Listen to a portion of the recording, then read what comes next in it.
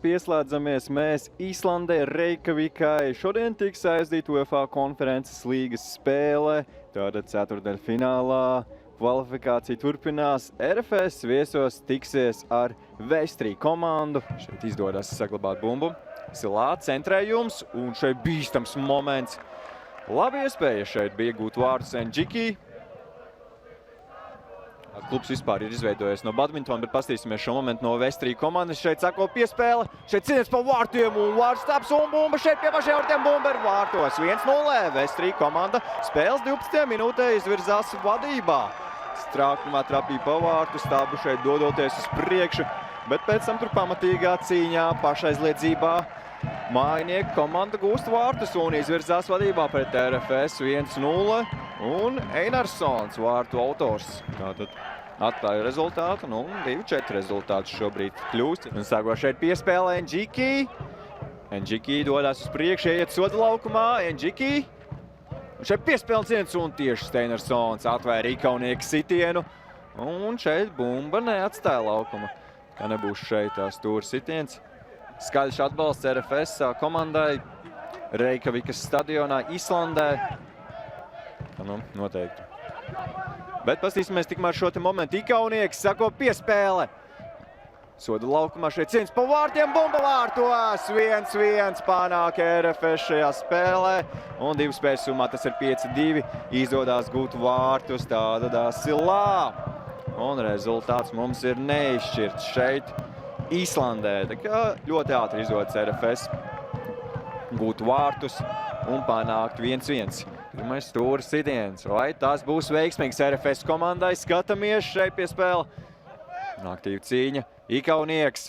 Un Lipaščeks šeit. Viltīgi Lipaščeks. Pastīsimies, vai šeit izdosies gūt otros vārds RFS futbolistiem. Ikaunieks ar bumbu spēlē šeit soda laukumā. Un šeit ieskarās 2 futbolisti RFS bumbai. Un šeit tas tiek izpildīts garām vārtiem. Šeit tiek izdarīts šis sitiens. Ķigurs šeit bumbu sako piespēle. Dozies priekšā RFS komanda. Silā, pirmo vārtu autors, vienīgo šajā spēlē RFS komandai. Bet skatāmies tagad šo te stūra sitienu pie RFS vārtiem. Labi spēlē RFS komanda aizsardzībā, bumba tiek izsista ārā, šeit sako sitiens, un tas neprecīzi lido garām.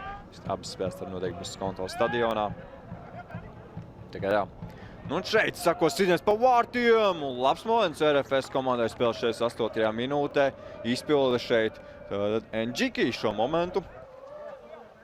Un labi, šeit tik var ieiet šeit Silā. Vienīgo vārtu autors RFS komandai šajā spēlē. Šeit piespēle soda laukumā un viltīgi jau tur. Skatāmies šeit šo momentu.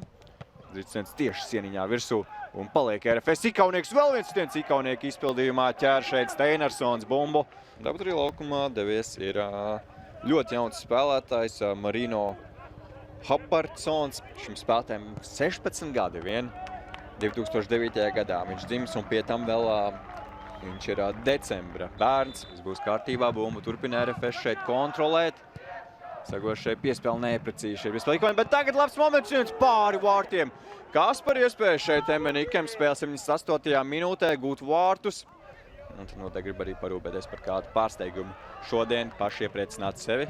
Nu, skatīsimies, vai viņiem tas izdosies šeit. Sago piespēle pāri vārtiem. Un tiek bumba tagad ievrīt spēlē. Klipovičs tālu piespēle tur uz priekšu. Izdodās šeit iedodies soda laukumā piespēle, bet nav tur neviens. Neizdevās tur Salīviem doties uz priekšu. Nu, un jau Vestrī var doties uz priekšu kādu momentu veidā, bet neizdodās šeit tikt pie bumbas Habardsonam, šim te jaunajam futbolistam. Paliek šeit bumba Vestrī komandai. Un sako šeit piespēle soda laukumā.